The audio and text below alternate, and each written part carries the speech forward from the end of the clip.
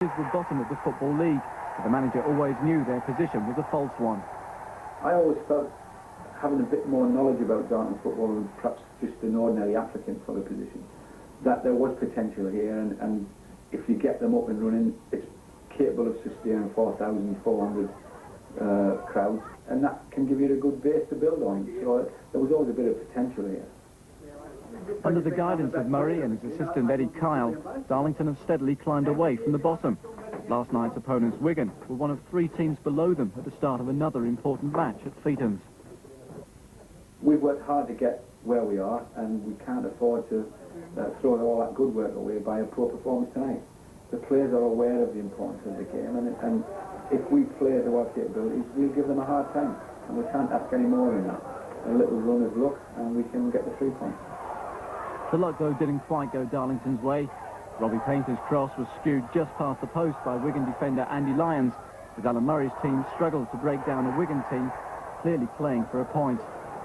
Goalless at half-time, keeper Darren Collier was called into action soon after the break, but he saved well from former Quaker Peter Skipper. Darlington went closest to claiming all 3 points. First, Steve O'Shaughnessy volleyed Gary Hemsworth's corner just over the bar. Then Gary Chapman set up Robbie Painter for the Quakers' best chance of the match, but he sent his shot just wide of the post. The goalless draw extended Darlington's unbeaten run to 4 matches, as Murray spares a thought for his former club. I sincerely hope all the pools go through for the players and the people, and I'm sure Darlington will take heart from the platform we've got now, and hopefully next season we can have a real go at promotion. And good luck to Alan and the lads down at Feethams. Now let's turn our attention to the Darlington's revival under Alan Murray continues. His former Hartlepool fullback Paul Cross got a second go at setting up the opener, volleyed home by delighted Laurie Pearson. Scunthorpe hit back shortly after half-time. Graham Alexander's through ball chased by Matt Carmichael. The striker coolly rounded Darren Collier for his 19th of the season. Darlington's winner, though, was a classic. Gary Hemsworth started it, Gary Chapman a smart one too, and Hemsworth set up Robbie Painter to send the Feethams faithful into ecstasy. Now Rugby and Newcastle Gosforth came so close to winning their first league match of the season. Darlington's game plan against Hereford went out of the window when Chris Pike's flying header put the visitors 1 up after just 2 minutes. That lead was extended just 6 minutes later. Poor defending from the Quakers led in Derek Hall for an easy finish. Alan Murray's side did pull 1 back inside the first quarter of an hour. Another great header, this time from Laurie Pearson. But they couldn't get back into the game, and Hereford eventually added a 3rd. They beat the offside trap, and Pike just picked this spot to complete his personal double.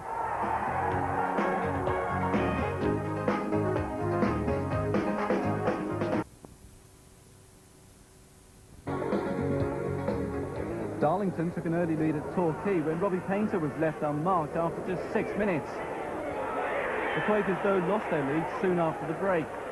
Dwayne Darby found space on the right, sent his cross right across the face of goal, and it was turned in by Ian Hathaway.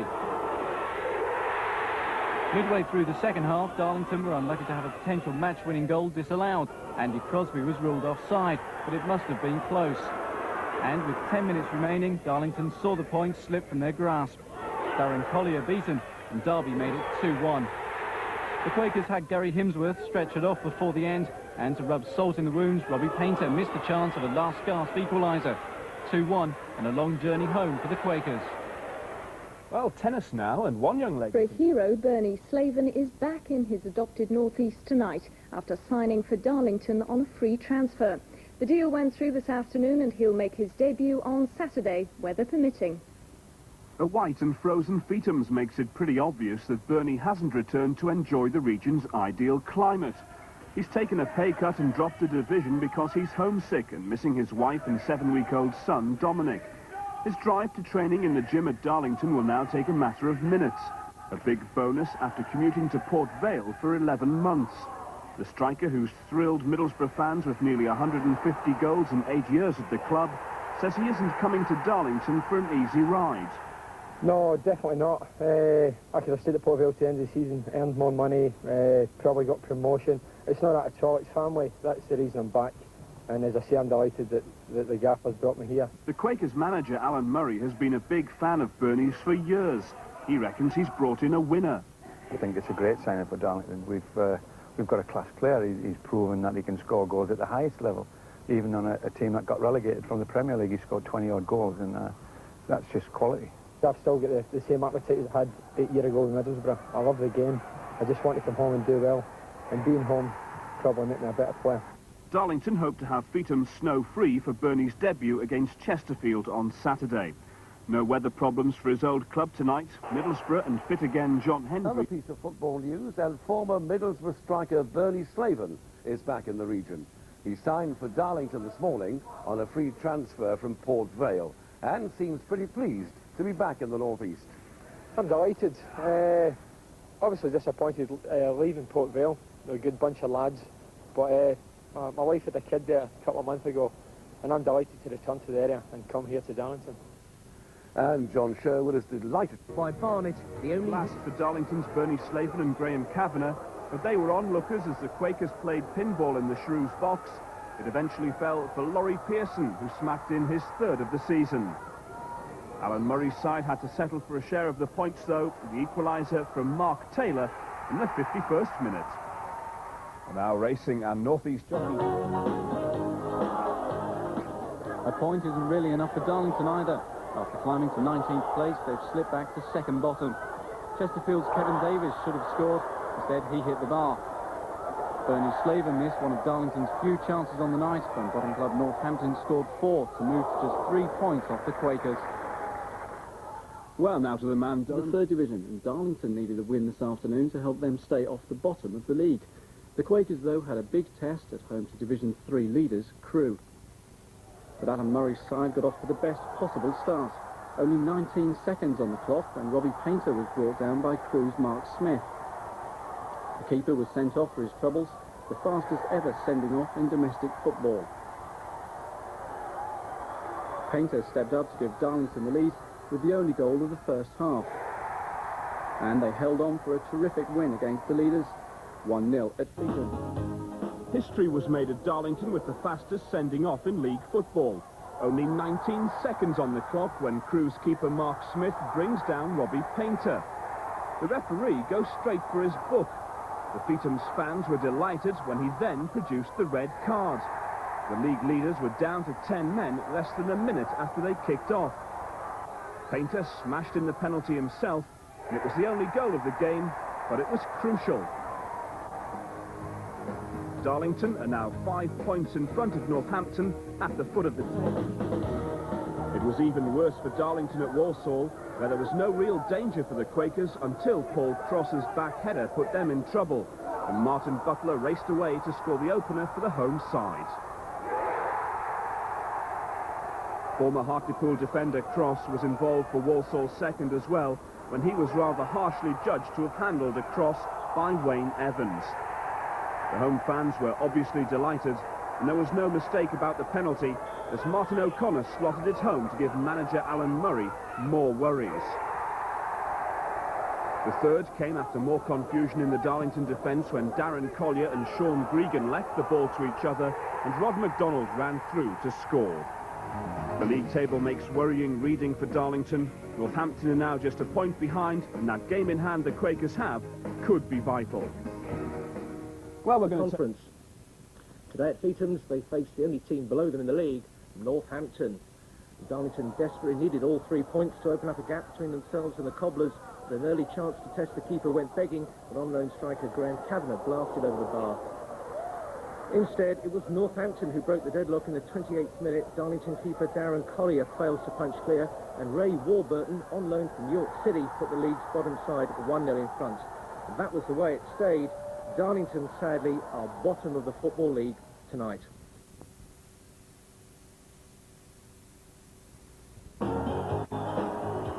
Darlington, though, are still rooted to the bottom of the league after losing out 2-0 at Wickham. Both goals came in the second half. Steve Guppy and Tony Hemmings the scorers. Alan Murray's side 1 point adrift of Wigan at the bottom, and the Quakers have played 1 game more. And those Newcastle pictures courtesy of Sky Sports. Time to take a break now, but...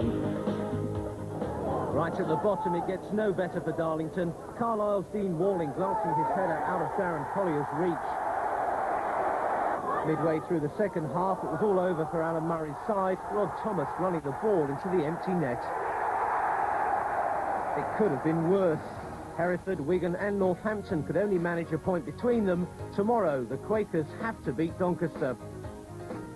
Well, a win for Newcastle tomorrow against Chelsea will stand. Darlington, though, slumped to a 3-1 defeat at home to Doncaster. Bernie Slaven's first goal for the Quakers was scant consolation. Darlington stayed bottom of the league. By the way, pictures of the Newcastle game were courtesy of the BBC. Weather time now, Bob. That was a perishing... Darlington's season of if only has continued at relegation rivals Wigan. If only Robbie Painter had scored after 8 minutes. 3 minutes into the second half, if only keeper Darren Collier hadn't gifted a goal to Peter Skipper. Then 7 minutes from time, Darlington gave the ball away, half a tackle, maybe offside, a foul on the keeper, but Andy Lyons made it 60 feet in a row. Were boosted by a 2-1 win at Colchester. Simon Shaw put the Quakers in front after 8 minutes at Layer Road. Colchester levelled the scores on the stroke of half-time, thanks to Mark Kinsella's unmarked foray into the Darlington box, but Alan Murray's side fully deserved the winning header from Gary Chapman, 12 minutes from the end. And finally, Scarborough turned in one of their best performances to beat promotion. And finally, at Feetham's, defensive errors gave Paul Rayner the chance to put Preston in front, and Darlington conceded the second goal to Tony Ellis in the final minute. 2-0, the Quakers stayed joint bottom with 2 games to play. In rugby, Darlington's battle against relegation from the Football League will go to the final weekend of the season after an impressive display at Mansfield. Robbie Painter's 14th of the season gave the Quakers an early lead. Some inspired saves from Darren Collier kept them in front at half-time. Steve Parkin and Gary Castledine both denied by the Darlington keeper. And when Bernie Slaven's cross was bundled in by Gary Chapman against his former club midway through the second half, the Quakers had done enough for the points. They sealed only their second double of the season with a third goal from Paul Cross after Painter had hit the bar. 3-0 the final score. The bad news for Darlington, Northampton also won with a first-minute goal at home to Chester. It's all down to next Saturday. Darlington need to beat Bury at Feetham's. Darlington are hoping for survival at the other end of the table. They're propping up the Football League at the moment, but a win could lift them into second from bottom tomorrow. Even if they do lose, though, the likelihood of them going out of the league for a record second time is slim. Kidderminster, who are likely to win the Vauxhall Conference, won't be promoted because their ground doesn't come up to league standards. The lesson for these youngsters today was a relaxed games session in the sunshine. The lesson for Darlington's players who train on the local school field was simply one of survival. Tomorrow they play their final game of the season at home to Bury, with a win essential if they're to stand any chance of lifting themselves off the bottom of the table. With Kidderminster of the conference unlikely to be promoted as champions, the bottom club in the third division won't go down. But manager Alan Murray doesn't want to leave anything at all to chance. There'll be a big hoo-ha. Kidderminster have a lot of public support and sympathy, the underdogs and the typical British support for underdogs. But let's be fair, they've been aware of the criteria necessary. They haven't fulfilled that criteria, and why should they be allowed to move the goalposts? What we need to do is finish second bottom and give Northampton that problem. Well, cricket Light was on Darlington this afternoon. The Quakers started the day joint bottom of the league with Northampton. This afternoon's match against Bury was vital to Alan Murray's side. And the Feetham's crowd went wild after 20 minutes. Bernie Slaven's second goal for the club was the lifesaver they needed. 1-0 was the final score at Feetham's, a terrific result for Alan Murray's side. That means that Darlington are safe. They finished second from bottom because Northampton lost 4-0 at Chesterfield. One more result in Division 3. Darlington, who avoided the wooden spoon and the relegation spot in the third division at the 11th hour yesterday. Alan Murray's side restored some pride, and his star signing delivered goods. If it was Judgment Day for Darlington, the last match was also something of a trial for Bernie Slaven. Only one goal since he was signed, but a classic first-half strike by the former Middlesbrough favourite was enough to lift the Quakers off the floor and strengthen Alan Murray's position at Feetham's. Bury never looked the part. And when Robbie Painter threatened to put Darlington further ahead, keeper Lee Bracey denied him. Murray's men finished second bottom thanks to Northampton's defeat. Now the boss waits on his future. There's a board meeting on Monday, and you know, we'll see how it goes, but that's their decision. But you're looking I've done my job, yeah. You're looking forward to next season? Absolutely, yeah.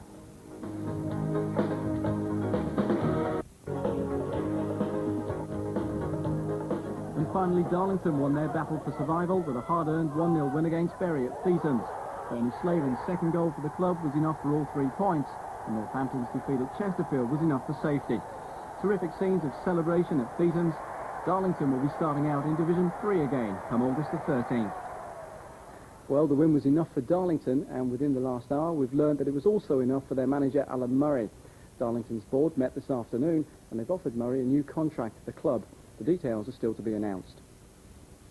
Another meeting today involved... Went into their last match against Bury, teetering on the very edge of league survival. Level on points with Northampton at the foot of Division 3.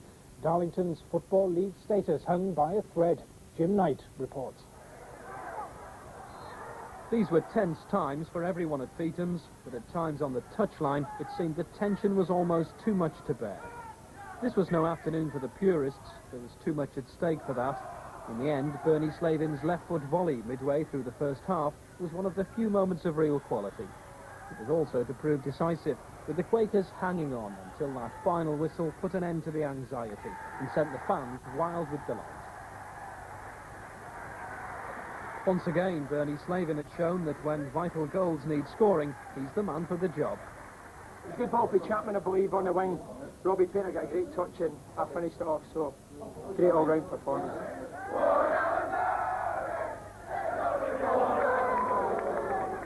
Oh, I wouldn't want to go through that again. That's shocking. I mean, the players were so anxious that, you know, we got in front, we knew what we had to do, we knew that Northampton were getting beat, and the players just got so uptight that they stopped doing what they'd been doing for most of the game, and you know, we probably give the ball away far too much in the second half and put ourselves under pressure. But to be fair, they've defended very well today. And so in the end, all the umming and ahhing about whether Kidderminster would be allowed to come up didn't matter at all. Darlington took charge of their own destiny, and for them, there's guaranteed Football League status next season. And I think they've found a shilling for the metre at Theatons. In fact, a board meeting at Darlington has just finished with the news that Alan Murray has been given a new 2-year contract thanks to that victory on Saturday. Well, cricket signing of a new 2-year contract yesterday, Darlington's manager Alan Murray has been talking about his relief that the matter was sorted out quickly. Well, we've got continuity, we've got some stability. That means we can actually plan things and bring things to a fruition without any pressure of time. Obviously, we're working very hard to bring some quality players to the club, and that will turn the whole thing round. Obviously, team performance affects finance, finance affects team performance. It's a vicious circle. And over the next 3 nights, we'll be looking back over a football.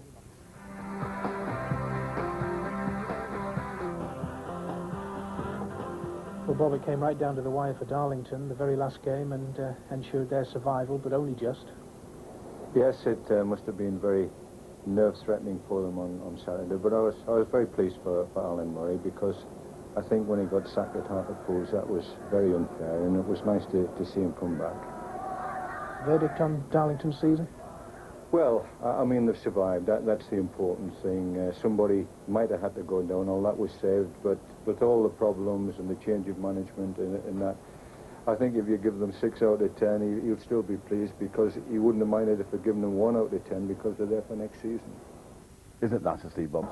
Bernie Slaven's replay winner for Port Vale saw off Southampton tonight.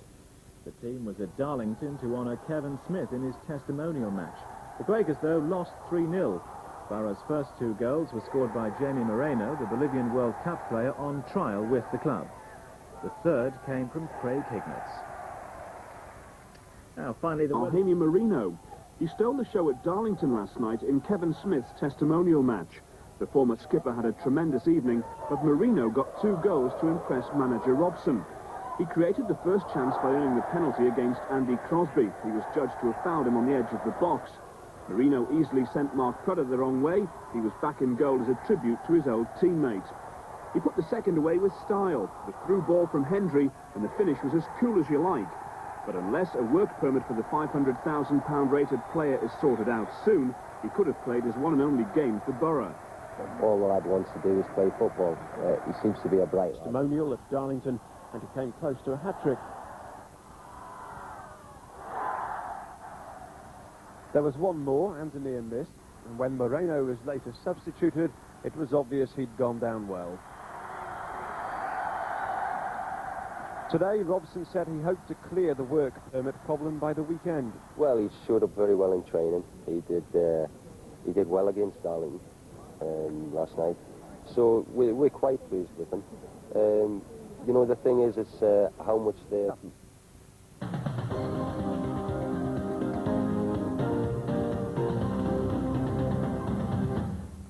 Newcastle United appear the season gets underway on Saturday. Tonight, in the first of a series of features looking ahead to the season, we look at Carlisle's third division prospects and the novel way in which Darlington are putting the finishing touches to their preparation. You'd expect a football club and its players to take teamwork for granted, but not so apparently. Hence this rather novel way Darlington manager Alan Murray chose to try to bond his players together in readiness for the coming season. This is the High Force Training Centre, a kind of adults outward bounds course, much loved by industry, who send executives to sharpen up their teamwork and management skills. In our experience of working with businesses locally on management courses, is that taking them into a completely new environment, working socially, living together, making a meal together, having a bit of fun and also doing some team tasks, does more for bonding than most people sort of realise. Someone's got to pull from the middle, isn't it? Because it's going to, like, tilt over eventually, isn't it? As soon as you get it tight, it's actually taking them out of the environment they're used to and putting them in a different one, and they have to actually communicate to solve the problem. And you can relate that on the football pitch because they get problems they have to solve and they need to communicate better. I think every football team would say that's an area they can improve in, communication. It's about the team spirit, and it's about building a team that will be prepared to help each other and when things aren't going well, and part of the skills they're learning today that should be put to good test. Last season, Darlington finished second off bottom of the third division. There wasn't much to laugh about then, but the smiles, thanks largely to Murray's relaxed style of management, are coming back. So too, hopefully, the football skills to make the new season a success.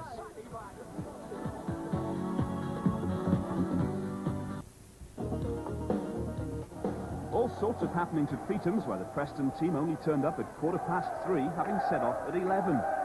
Referee Uriah Rennie was keen to make his Football League debut memorable. Just 10 seconds after the kick-off, Ian Banks, Darlington's new signing from Rotherham, tackled from behind to produce the new season's fastest yellow card. 3 more bookings followed before the game exploded into life in the second half. Andy Crosby's tackle was followed by Banks tapping the ball away. Referee Rennie objected to all of that, and manager Alan Murray feared the worst. Yes, it was yellow for Crosby, but it was red for Banks, who got that early booking, and Darlington were down to 10 men. But they held on to a point in a goalless draw, thanks for former Newcastle defender Matty Appleby, who somehow cleared this one off the line.